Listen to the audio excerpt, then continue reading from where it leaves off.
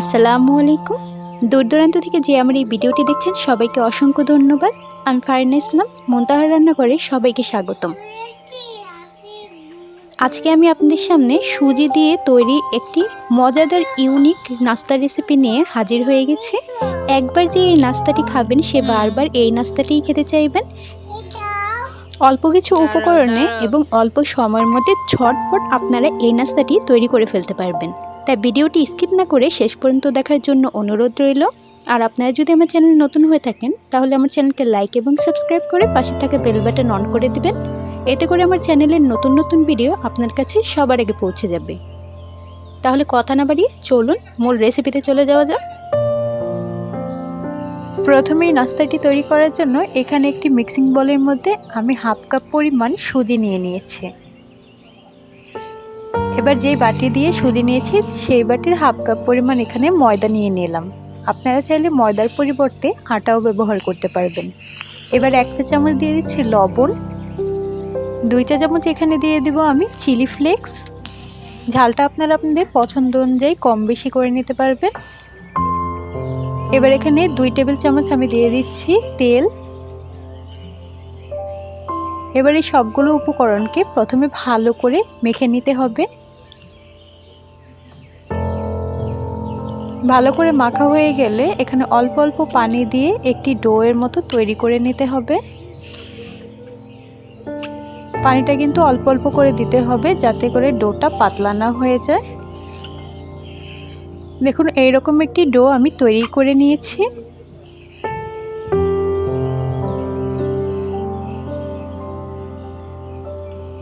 এবারে এই ডোটাকে আমি 10 মিনিটের মতো রেস্টে রেখে দেব।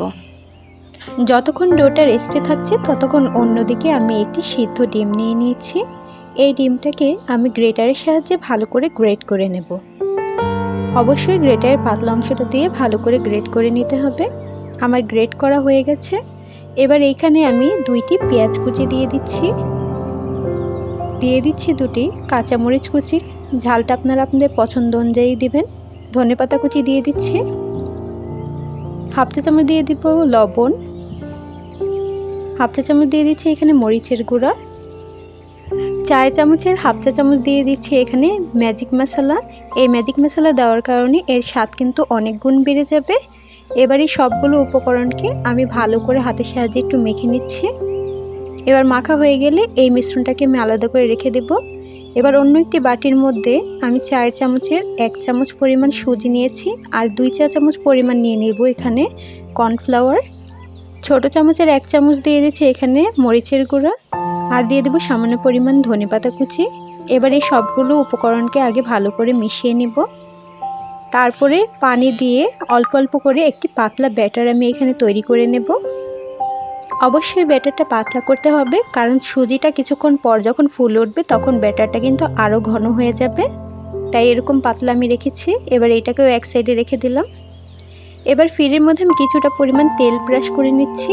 এবার যে সুজির ডোটা আমি তৈরি করেছিলাম এটাকে নিয়ে আমি পাতলা রুটির মতো বেলে নেব। দেখুন ঠিক এইভাবে বেলে নিচ্ছি। এবার এর মধ্যে যে ডিমের মিশ্রণটি আমি তৈরি করেছিলাম ওইগুলো চারপাশে এভাবে ছড়িয়ে ছড়িয়ে দিয়ে দিব।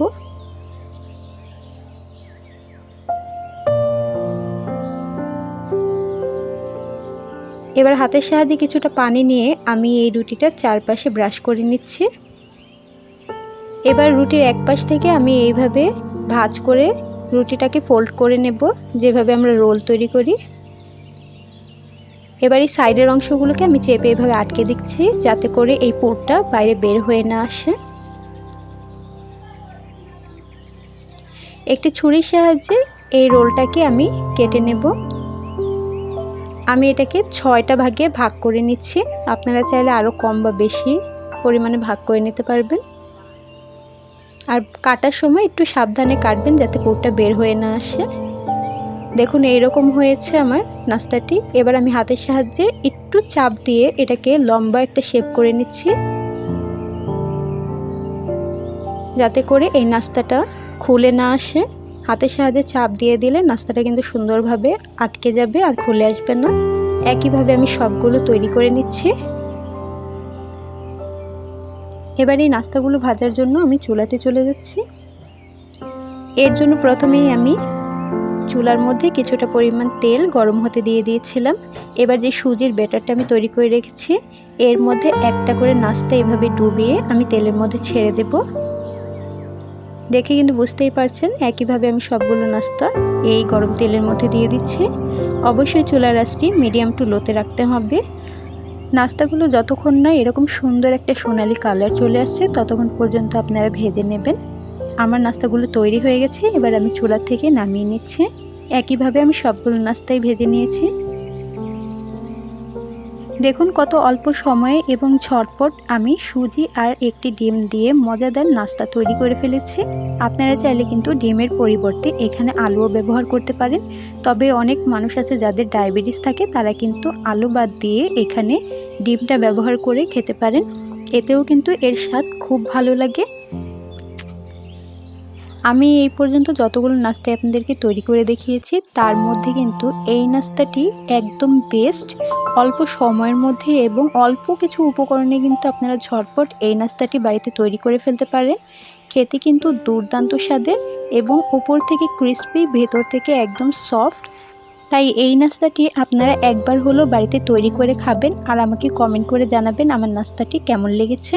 আমার ভিডিওটি যদি ভালো লেগে থাকে তাহলে আমার চ্যানেলকে লাইক এবং সাবস্ক্রাইব করে পাশে থাকা বেল বাটন অন করে দেবেন।